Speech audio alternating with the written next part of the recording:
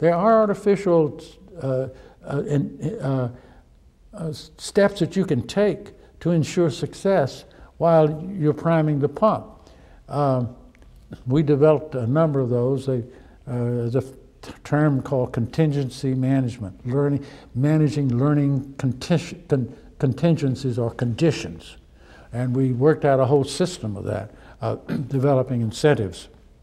One of those incentives is contractual learning. You get a contract with a student.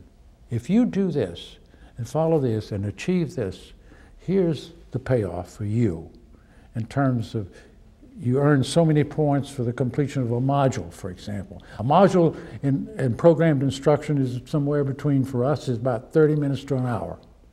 And you assign, points have been assigned for that completion, successful. Successful completion is a 90% on a test following it. You have to make 90. They find out that that's not difficult to make with programmed instruction. And then they get points that are earned. And those points are exchangeable for privileges usually. So, or certain goods. For example, one young student wanted to exchange his points for a tomato sandwich every day. He wanted a tomato sandwich every day. And I thought that was fair enough, except we had a refrigerator and we had mayonnaise and we had bread. We lacked the tomato. Next door, where the warden lived, had a garden in his back with beautiful tomato plants, large tomatoes.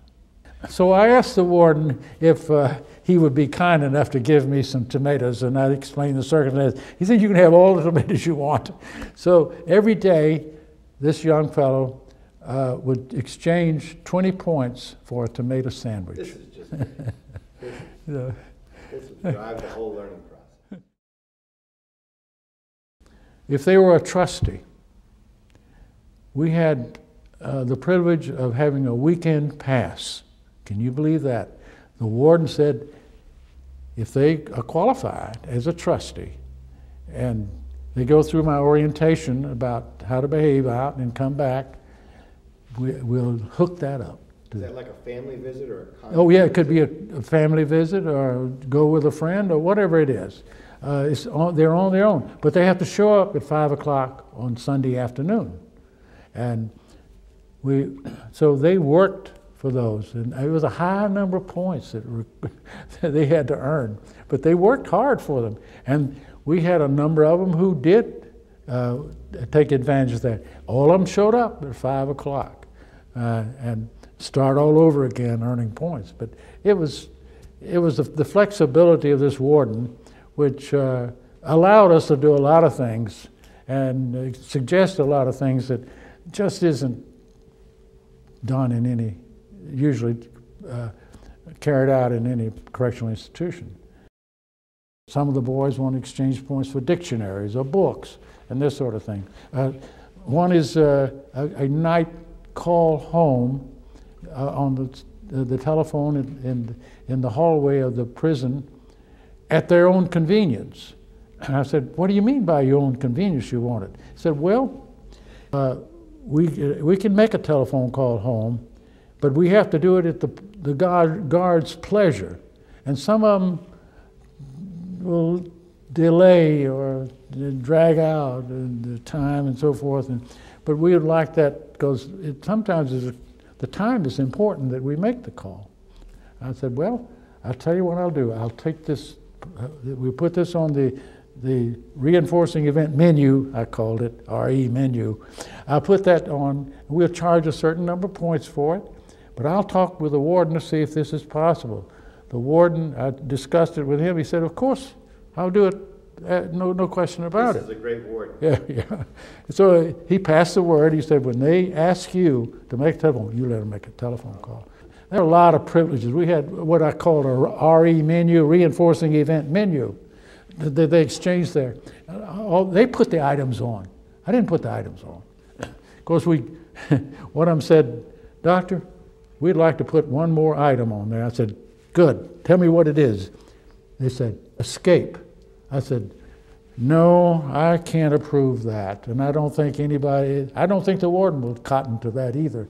So, but as a joke, we all laughed about that one. These sounds like antidote to the austere, the drab setting, the terrible prison environment, and that you were able to get permission from the warden to do all this. It's just outstanding. You know, you can't do much without administrative support. In many prisons that I've visited with their educational programs, they're like an isolated group. They're self-contained in so many ways, and they have do's and don'ts that administration will impose if you don't have them, if you don't know what they are. And their achievements inside the institution can be limited by the lack of cooperation and participation of the administration itself in the endeavor. Because the administration can make a lot of things possible if they see fit to, that are therapeutic in their own right and helpful with the program. It's a culture that is generated by the circumstances themselves.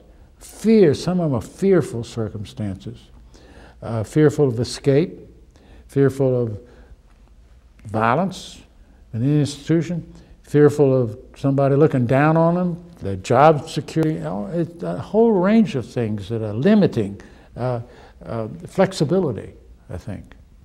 And I can understand them. I can't do much about them, you know, change them. You can't go in and radically recommend changing them. It would be not only disruptive, but it could be dangerous. So you have to know when and what and how. Enthusiasm in education enthusiasm in a prison setting will come largely from the education program. The people who are endeavoring to make a change and to teach and to, it's not, most of them, it's not mechanical at all.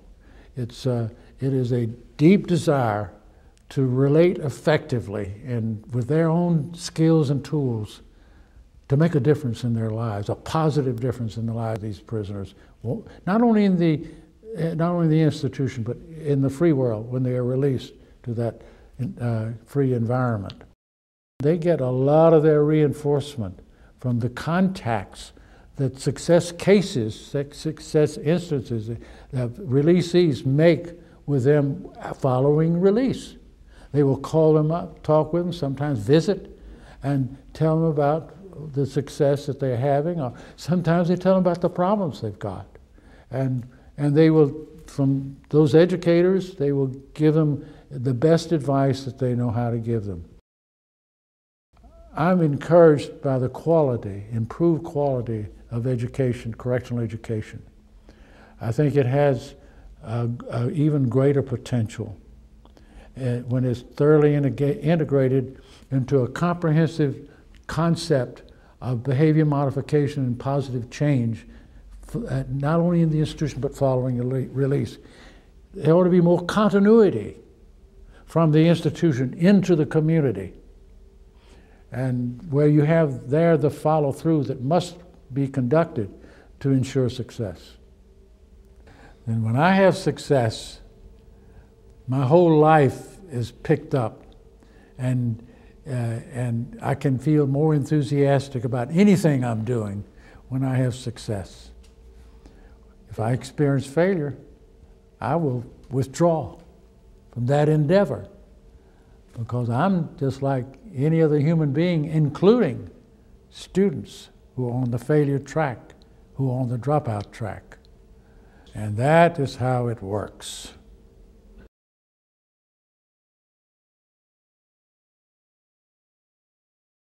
Correctional educators are noteworthy perhaps because we never seem to have what we need, the adequate resources to do our work. We need all the encouragement we can get. And if the systems that employ us can't provide that, sometimes we can do it for each other.